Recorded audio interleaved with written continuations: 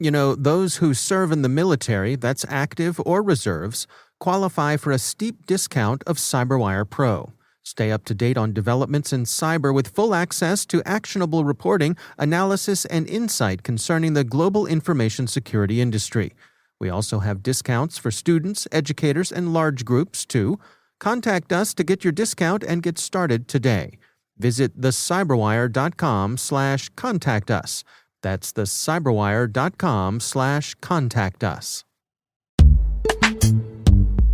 And now, a message from our sponsor, CyberReason.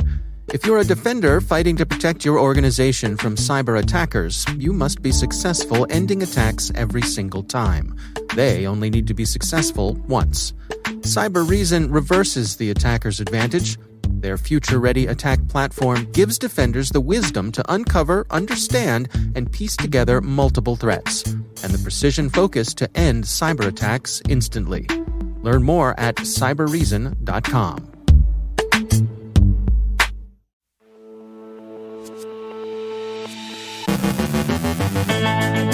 A new rig campaign is distributing WastedLocker. The U.S. Congress considers two bills informed by the Colonial Pipeline incident, and congressional committees are looking at the company's response to the attack. More ransomware gangs go offline, but Conti is still trying to collect from the Irish government. Double encryption appears to be an emerging trend in ransomware.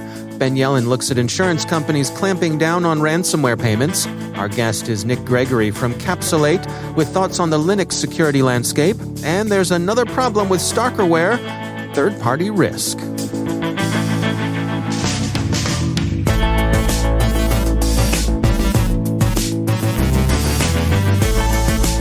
From the CyberWire studios at Data Tribe, I'm Dave Bittner with your CyberWire summary for Tuesday, May 18th, 2021.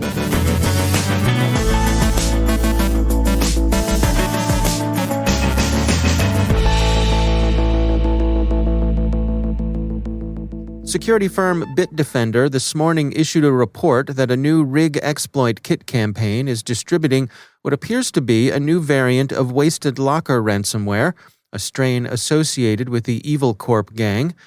The campaign targets unpatched Internet Explorer browsers, and it uses known VB script vulnerabilities. Victims get the infection by visiting a watering hole. Apparently, no interaction beyond the visit is required to expose vulnerable systems to infection. Patches are available for both vulnerabilities, and Bitdefender advises bringing your systems up to date. Now that operations have returned to normal, the DarkSide ransomware assault on Colonial Pipeline has moved into its after-action review stage as legislators grill the company and third parties seek to extract lessons. BankInfo Security says that two bills influenced by the incident, the Pipeline Security Act and the CISA Cyber Exercise Act, are under consideration in the U.S. House of Representatives. The former would sort out responsibility for pipeline security between the Cybersecurity and Infrastructure Security Agency and the Transportation Security Administration.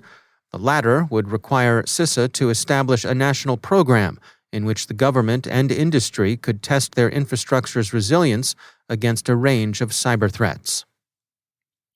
Colonial Pipeline yesterday participated in staff briefings with the U.S. House Committee on Oversight and Reform and Committee on Homeland Security.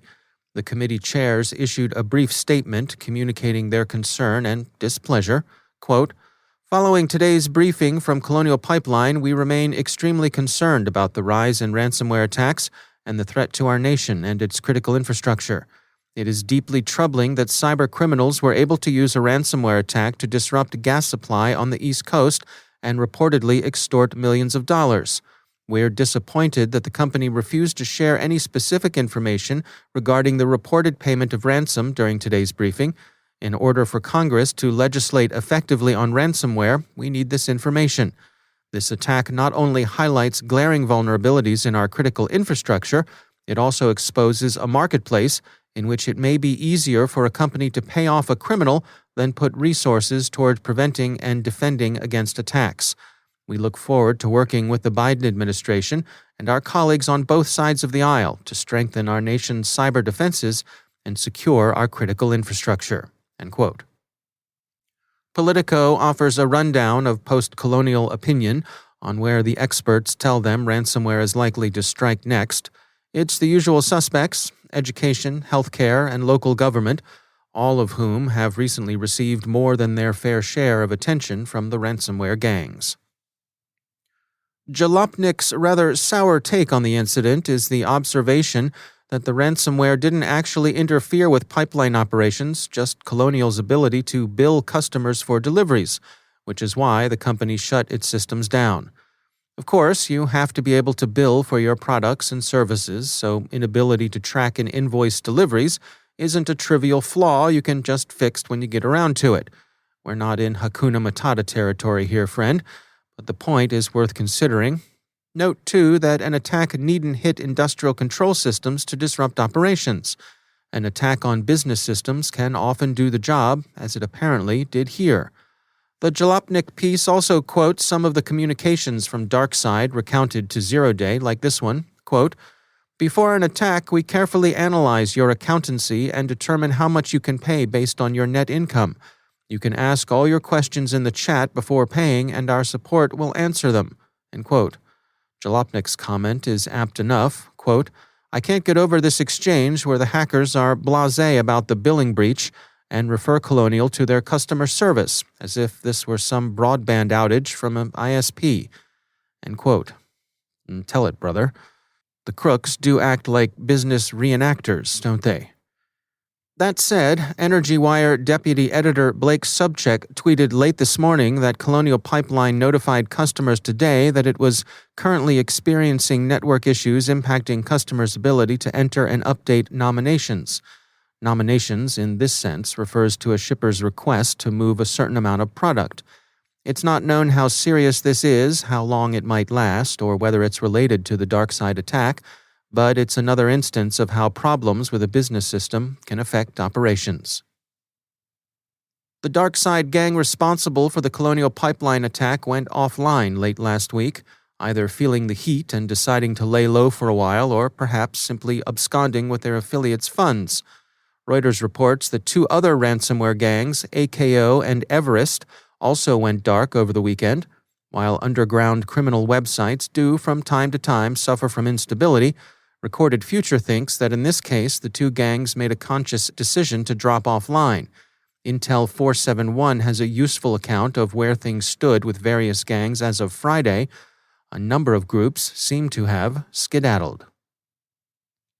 Conti is one ransomware gang that's still committing high-profile attacks, demanding the equivalent of $20 million for restoration of healthcare sites in Ireland.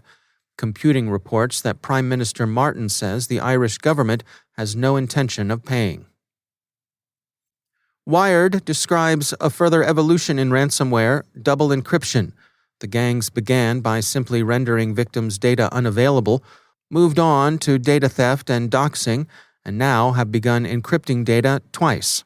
In some cases, they use one strain on part of a victim's information and a second strain on the rest, which means that a decryptor will at best restore a fraction of the data. In others, the criminals use first one strain, then another on the entire corpus. So a second decryptor is necessary. You pay for one decryptor and then find you're being upsold to two. This doesn't seem a sustainable business model. One of the problems we remember with Colonial Pipeline's payment of ransom is that their reported $5 million didn't get them a particularly useful decryptor. That may just have been a lousy decryptor, and that's been seen before, but the principle is the same. It's bad business for a bad business, and no amount of chipper customer service chat is going to overcome the reluctance people are going to have to paying up. Stalkerware is unsavory and a threat to privacy, but according to ESET, it's also dangerously slovenly, exposing its victims to further third-party risk. Stalkerware is often sold as a safety product, presumably one that enables a protector to look after you as a parent might keep track of a minor child. But ESET notes that this particular fig leaf is a pretty small and translucent one. The security firm writes, "For stalkerware vendors to stay under the radar and avoid being flagged as stalkerware, their apps are in many cases promoted as providing protection to children, employees, or women, yet the word spy is used many times on their websites. Searching for these tools online isn't difficult at all. You don't have to browse underground websites." End quote. ESET researchers looked into 86 Android stalkerware apps and found a total of 158 vulnerabilities across 58 of them. Those bugs would enable a third party, neither the stalker nor the subject of the stalking, to extract sensitive personal information from the victim's affected device. And wait, there's more. Some of the apps upload that personal data to their servers.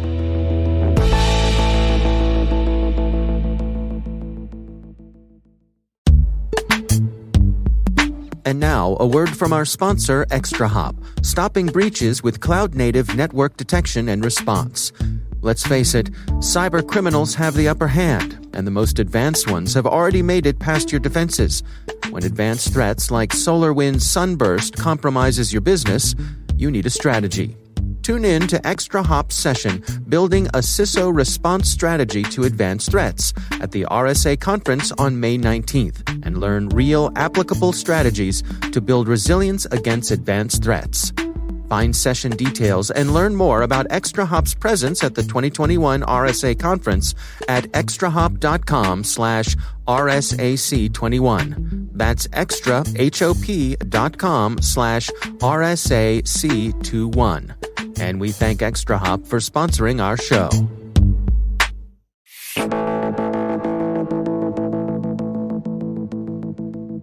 Despite vulnerabilities on Windows and macOS tending to grab the biggest headlines, attacks on Linux systems continue to grow in scope and prevalence.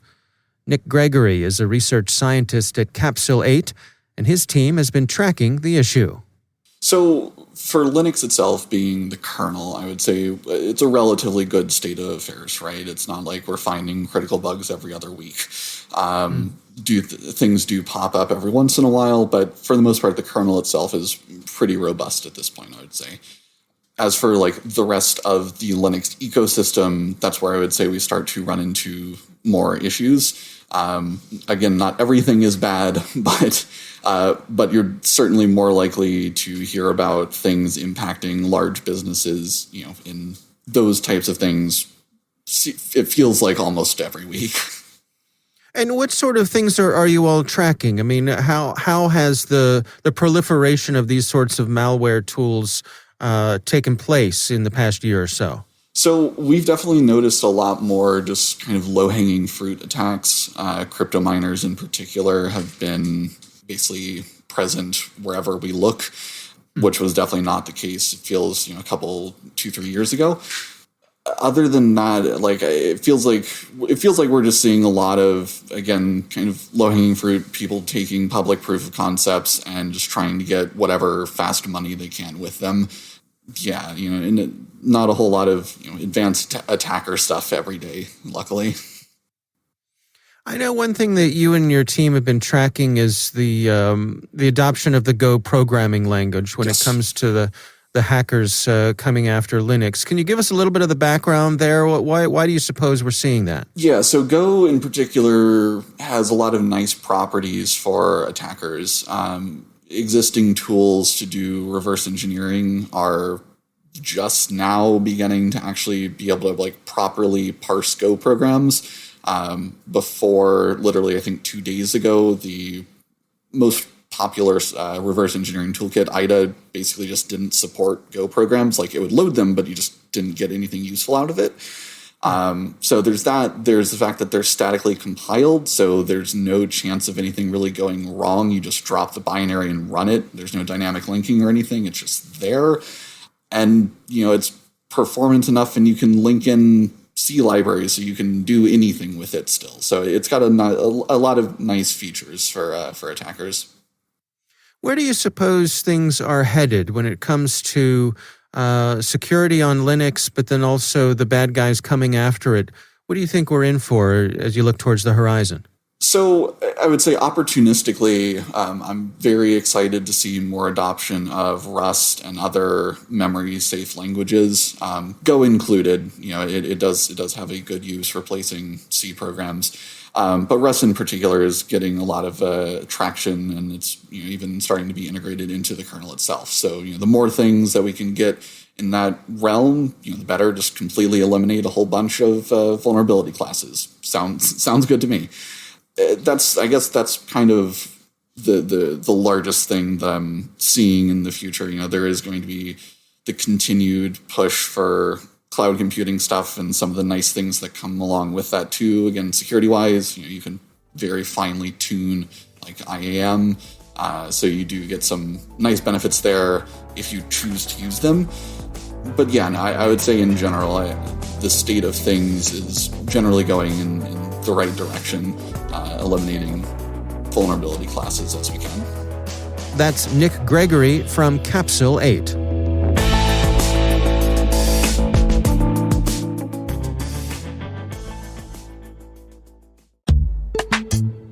And now, a word from our sponsor, Verizon. Mitigate the risks and realize the benefits of digital transformation with the help of Verizon, a leader in cybersecurity managed and professional services for nearly 2 decades. From secure cloud computing solutions to advanced detection and response capabilities, Verizon helps secure data, networks, and infrastructure of many of the world's best-known organizations. Their annual Data Breach Investigations report is considered the gold standard of cybercrime research. And Verizon's leadership in network, wireless, and IoT connectivity makes it uniquely capable of protecting the ever-expanding attack surface. Let Verizon help you optimize your defenses and achieve the maximum return on your security investments. Learn more at VerizonEnterprise.com/products/security.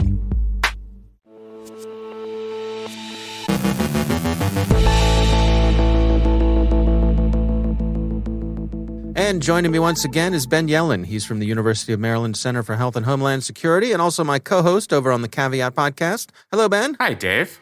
It's an interesting story from Insurance Journal, and they are covering one of Europe's largest insurers who has decided to stop paying for ransomware crime payments in France. What's going on here, Ben? This is a really fascinating story, which to me, I think this is going to become more and more of an issue, and I'm not sure we have a solution to this problem. So this is the insurance company AXA.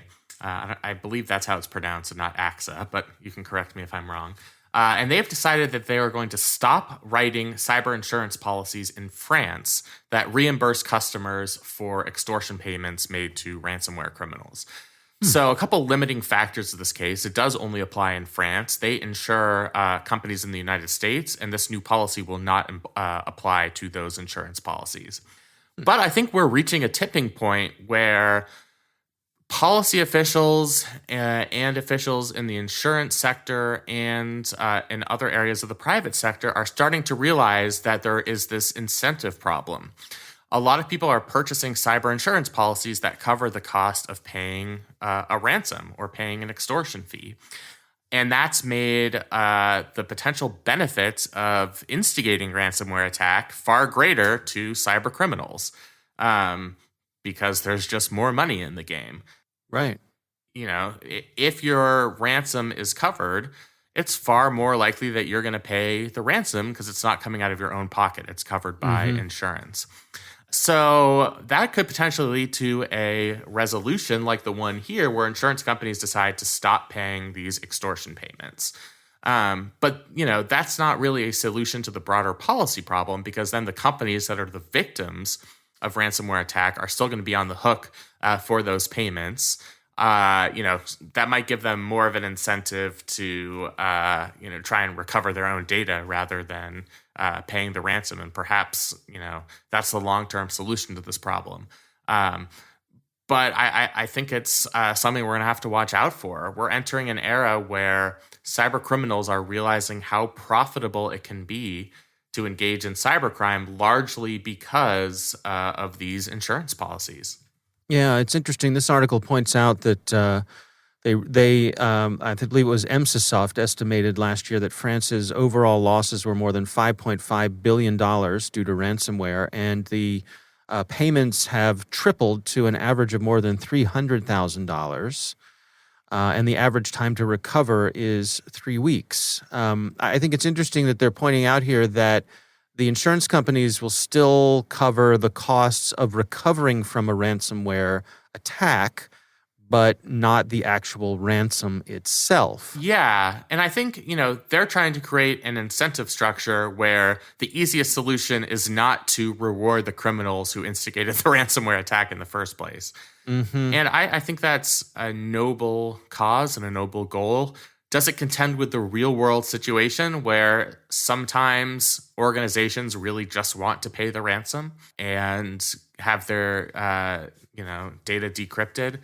I'm not sure it contends with that real world, and I think that's going to be a problem. I think in an ideal world, yes, you have the insurance cover recovering from the attack and not, engaging in these extortion payments. But I just don't know or think that that's the world that we live in.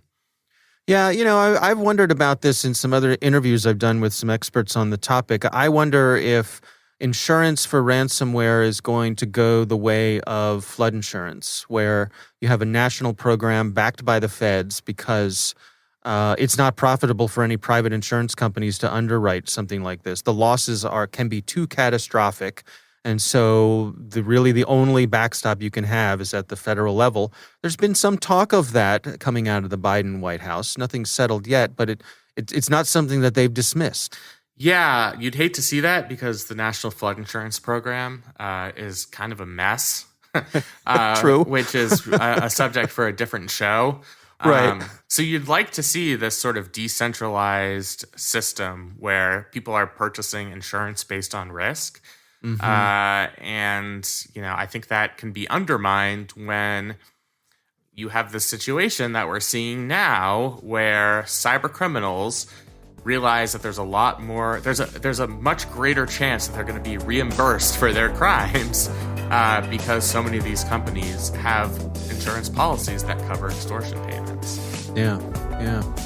All right. Well, interesting times for sure. Ben Yelin, thanks for joining us. Thank you.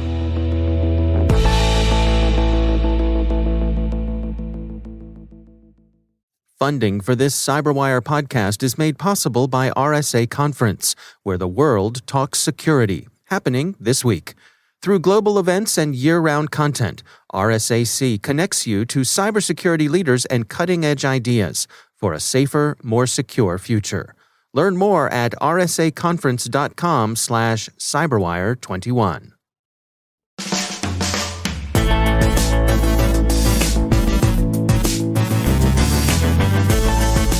And that's the CyberWire. For links to all of today's stories, check out our daily briefing at thecyberwire.com. The CyberWire podcast is proudly produced in Maryland out of the startup studios of Data Tribe, where they're co-building the next generation of cybersecurity teams and technologies. Our amazing CyberWire team is Elliot Peltzman, Peru Prakash, Kelsey Bond, Tim Nodar, Joe Kerrigan, Carol Terrio, Ben Yelin, Nick Valecki, Gina Johnson, Bennett Moe, Chris Russell, John Petrick, Jennifer Iben, Rick Howard, Peter Kilpie, and I'm Dave Bittner. Thanks for listening. We'll see you back here tomorrow.